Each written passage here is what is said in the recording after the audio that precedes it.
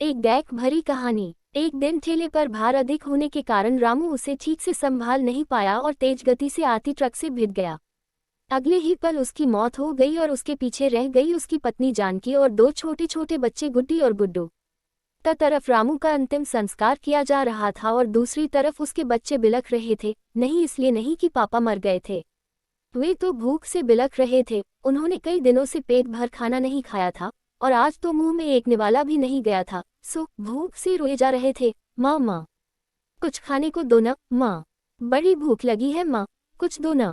कोई पत्थर दिल भी इस दृश्य को देखकर पसीज जाता। पड़ोसियों को भी दया आ गई, अगल बगल से खाना आ गया।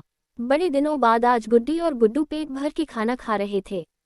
अजीब विरोधाभास था, एक तरफ लोग रामू की मौत पर दुख व्यक्त कर रहे थे, वहीं दूसरी तरफ उसके अपने बच्चे बड़े चाव से भोजन कर रहे थे। जानकी ने अगले कुछ दिन इसी तरह से उधार लेकर और इधर उधर से मांगकर अपना और बच्चों का पेट पाला, लेकिन ये कब तक चलता। लोगों ने मदद करना बंद कर दी। जानकी पागलों की तरह काम खोजने लगी, लेकिन तमाम कोशिशों के बावजूद भी किसी ने उसे काम नहीं दिया। जब थक हार कर घर लौटी तो बच्चे उम्मीद से उसकी तरफ देखने लगे।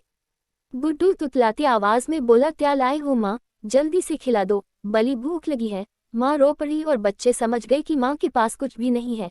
एक पल के लिए अजीब सा सन्नाटा पसर गया, फिर गुड्डी बोली, माँ ये गुड्डू कब मरेगा, पागल हो गई है, ऐसा क्यों बोल रही है। माँ ने डांटते हुए बोला, माँ जब पापा मरे थे तो उस दिन हम लोगों को पेट भर खाना मिला था, गुड्डू मरेगा तो फिर खाना आएगा ना।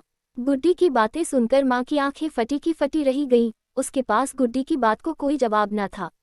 दोस्तों, ये सिर्फ एक कहानी नहीं है, ये दुनिया के करोड़ों लोगों की हकीकत है। इस पर गौर कीजिए, जिस खाने को हम थाली में ऐसे ही छोड़ देते हैं उसकी कीमत को समझिए। बचपन से हमें अन्न का आदर करना सिखाया जाता है, लेकिन चूंकि हमने कभी असल भूख नहीं देखी होती इसलिए हम उसका आदर करना नहीं सीखते। एक दिन, बस एक दिन भूखा रहकर देखिए और आप करोड़ों लोगों का दर्द समझ जाएंगे।